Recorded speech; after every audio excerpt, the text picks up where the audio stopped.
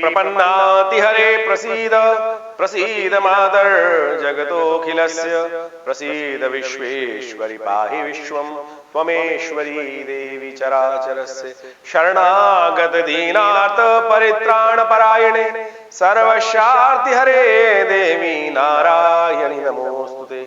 नमस्कार, स्वागत है आपका आचार्य वाणी में। मैं आचार्य डॉक्टर विक्रमादित्य आपके साथ। डेट वाइज अब जान लीजिए क्या कुछ होने के योग है आपकी राशि के अनुसार से, कैसा कुछ रहेगा समय आपके लिए। सबसे पहले हम बात कर लेते हैं 1 मई के बारे में। तो मकर राशि वालों 1 मई का पंचांग भी जान लो कि क्या कुछ रहेगा 1 मई के पंचांग के अंदर। तो 1 मई का पंचांग दिखाता है कि एकादशी तिथि है और खासतौर पर वैशाख का महीना चल रहा है, शुक्ल पक्ष विद्यमान है, मंगलवार का योग है, साथ साथ उत्तरा फाल्गुनी जो पूर्वा फाल्गुनी नक्षत्र है वो विद्यमान है और साथ साथ जो चंद्रमा जो है वो कन्या राशि सिंह राशि में चल रहे हैं। और सिंह राशि में जब चंद्रमा चल रहे होते हैं तो आपके लिए चंद्रमा की युति हो जाती है छठे अष्टम भाव में। आपकी राशि के अनुसार से चंद्रमा थोड़े से कमजोर चल रहे हैं, लेकिन कमजोर है अष्टम भाव में, चिंता ना करें, लेकिन बृहस्पति की दृष्टि वहां विद्यमान है तो ये बड़ा सुंदर योग बना रहा है। तो इसलिए आपको चिंता करने की आवश्यकता नहीं है, आपके लिए लाभ की स्थिति अवश्य बनेगी। आप थोड़ा अलर्ट होकर काम कर लीजिए, बहुत सुंदर तरीके से आप अपने कार्य को सही से संपादित करेंगे तो उसमें आपको लाभ की स्थिति बन सकती है और पैसों की आमदनी बढ़ने के योग, आपकी आमदनी में बढ़ने के योग बनते दिखाई दे रहे हैं। चंद्रमा थोड़ा अकेला है लेकिन चिंता मत कीजिएगा, बृहस्पति से दृष्ट है तो साफ साफ दिखा रहा है कि आपको अपने कार्यों में अपने अच्छे से करने की जरूरत है, उन सबसे आप अच्छे से लाभ लेने के योग बना सकते हैं। एकादशी है इस दिन, मोहिनी एकादशी है, तो ऐसे में पुण्यों को भी जगाने का प्रयास करना चाहिए। वैसे तो शास्त्र में कहा गया है कोई और व्रत रखो न रखो, एकादशी का व्रत अवश्य रखने का प्रयास करना चाहिए। आप देखिए, हम सब जो कार्य करते हैं सामने वाले को मोहित करने का ही प्रयास करते हैं और जब सामने वाला हमसे मोहित हो जाता है तो हमारे समस्त कार्यों को अच्छे से पूर्ण कर देता है। चाहे वो सौदा करने की बात हो, चाहे हमारे बॉस हो, चाहे वो हमारे घर वाले हो, सब हम चाहते हैं कि हमारे वश में रहें। तो मोहिनी अवतार भगवान ने जब लिया तो वश करने के लिए लिया था। तो आप भी उस क्वालिटी को अपने अंदर एनहांस करने के लिए भगवान विष्णु का स्तवन करें, ओम नमो नारायणाय का जप करें और हो सके तो चावल ना सेवन करें, इस बात का ध्यान रखें, यह आपके लिए अच्छा रहेगा। तो ये थी पहले दिन की बात। अब हम बात कर लेते हैं 2 मई के लिए ग्रह गणना क्या दिखा रही है। मकर राशि वालों, आपकी राशि के अनुसार से 2 मई की तिथि है वो बेहद खास रहने वाली है आपके लिए, बहुत अच्छी स्थिति बनने वाली है, लेकिन साथ साथ बहुत सावधानी की जरूरत भी है आपको। पहले पंचांग बता देते हैं आपको क्या कुछ कह रहा है पंचांग उस दिन का। तो 2 मई का पंचांग विशेष तौर पर बताता है कि द्वादशी तिथि है, वैशाख का महीना चल रहा है, शुक्ल पक्ष विद्यमान है और साथ साथ मंगलवार है, उत्तरा फाल्गुनी नक्षत्र है, चंद्रमा जो का परिवर्तन हो चुका है, रात्रि में करीब करीब 12:24 पर चंद्रमा कन्या राशि में आ गए हैं, आपके नवम भाव में आ गए हैं। चंद्रमा नवम भाव में जो आपके आए हैं वहां पर आप एक बात से सावधान रहिएगा, खर्चे आपके बढ़ सकते हैं। कोई आपको जबरदस्ती आपको विशेष तौर पे आपके सीधेपन का लाभ उठा सकता है। आप समझते बूझते भी बेकार अपने आप को कटवाने की स्थिति बना सकते हैं। तो सावधान रहिएगा कि लोग बड़े बदमाश हैं और आपको अननेसेसरी आपके खर्चों को बढ़ा सकते हैं, अननेसेसरी आपके हिस्से का लाभ स्वयं ले जा सकते हैं। ऐसे में इस चीज को जानते बूझते देखते हुए करना कोई बुद्धिमानी नहीं मानी जाएगी। इस बात का आपको विशेष तौर पर ध्यान रखने का प्रयास करना चाहिए। ये तिथि बहुत शुभ है, ऐसे में शुक्र का परिवर्तन हो रहा है इस तिथि में, ये आपके लिए बहुत सुंदर है। जहां चंद्रमा आपके लिए खासतौर पे नुकसान करने के योग बना रहे हैं आपके सीधेपन के कारण से, वहीं शुक्र आपको विजय देने के योग बना रहे हैं। शुक्र प्रवेश कर रहे हैं दोपहर के बाद विशेष तौर पर मिथुन राशि में, आपके छठे भाव में मंगल के साथ सुंदर योग बना रहे हैं, तो वो आपके लिए बड़ा प्रबल रहेगा। आने वाले कुछ दिनों में खासतौर पर प्रबल विजय के योग बन सकते हैं आप गोचर की दृष्टिकोण से। इस दिन रुक्मणी द्वादशी भी है, भगवान विष्णु का बहुत बढ़िया सुंदर तरीके से पूजा किया जाता है, भगवान कृष्ण की उपासना की जाती है, इसके द्वारा लाभ के योग बनते हैं। खीर का दान करना बड़ा शुभ माना जाता है, हनुमान जी का वार भी है तो ऐसे में हनुमान चालीसा का पाठ भी कर लेंगे तो वो भी शुभ रहेगा। 3 तारीख की बात कर लेते हैं मकर राशि वालों के लिए। 3 तारीख को क्या कुछ योग बन रहे हैं वो भी समझ लीजिए। देखिए मकर राशि वालों, 3 तारीख का पंचांग जो है वो कहता है कि त्रयोदशी तिथि विद्यमान है, प्रदोष है उस दिन, बुधवार का योग है, हस्त नक्षत्र विद्यमान है और चंद्रमा कन्या राशि में चल रहे हैं। और प्रदोष जैसे मैंने कहा बुद्ध प्रदोष है, आम प्रदोष नहीं है। बुद्ध प्रदोष व्यवसायिक उन्नति के लिए बड़ा शुभ माना जाता है, संतान के लिए बड़ा शुभ माना जाता है, बच्चों की ज्ञान वर्धन के लिए बड़ा अच्छा माना जाता है। बच्चों का स्वास्थ्य खराब चल रहा हो तो ऐसे में इस स्थिति का लाभ लेने का प्रयास करना चाहिए। भगवान शंकर का विशेष स्तवन करना चाहिए। शंकर जी के मंत्र ओम त्र्यंबकम यजामहे सुगंधिम पुष्टिवर्धनम उर्वारुकमिव बंधनान मृत्योर्मुक्षी मामृतात्, इस मंत्र का जप करते हुए शाम को प्रदोष काल में भगवान शंकर का रुद्राभिषेक जलाभिषेक करने का प्रयास करना चाहिए गंगा जल से। तो उससे कहा जाता है कि व्यवसायिक उन्नति प्राप्त हो जाती है और साथ साथ भगवान शंकर पर बिलपत्र शाम के समय अर्पित करने का प्रयास करना चाहिए। बड़ा सुंदर योग बनता है, प्रदोष रहित यानी दोष रहित ऐसा काल माना जाता है। ये बहुत बढ़िया समय माना जाता है। ग्रह गणना विशेष तौर पर यदि समझें तो आपके लिए लाभ की स्थिति बनाती दिखाई दे रही है, आपके लिए विजय की स्थिति बनती दिखाई दे रही, लेकिन आज भी ग्रह दिखाते हैं कि आपके खर्चे थोड़े आपको परेशान कर सकते हैं। थोड़े से खर्चे तो होने ही हैं। अब आप इसको ऐसा माने कि धर्म कार्यों पर खर्च करने का प्रयास कीजिए, वहां आपका खर्चे आपके पुण्य तो कम से कम बढ़ाएगा। खर्चे तो होने हैं, आपके लाख रोके धन रुकने वाला है नहीं, तो खर्चा होने के योग दिखाई देते हैं। तो इसलिए थोड़ा बहुत धर्म कार्यों में यदि खर्च करेंगे, धर्म में आपकी आस्था भी जाग रही है। हो सकता है आप ऐसे धार्मिक वीडियोस भी आज उनकी तरफ आपका मन जाग जाए, पुरानी धार्मिक पुस्तकों को पढ़ने का मन लग जाए आपका, तो वो आपके लिए उन्नतिदायक भी रहेगा, अच्छा भी रहेगा। और ऐसे में आपको धर्म की तरफ जाने की आस्था मन में उठती दिखाई देगी, वो आपके लिए अच्छी रहेगी, कल्याणकारी रहेगी। परोपकार का कार्य आपके द्वारा हो सकता है, ऐसे भी योग बन रहे हैं।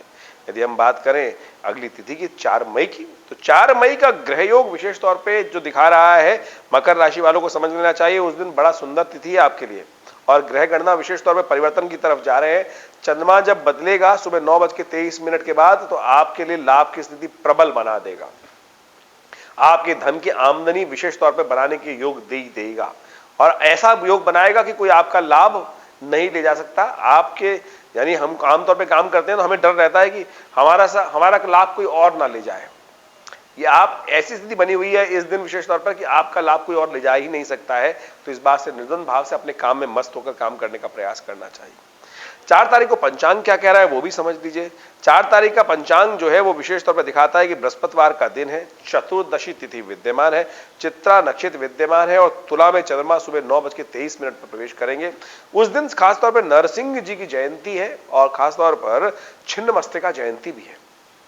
नरसिंह भगवान विजय को दिलवाने वाले भगवान है।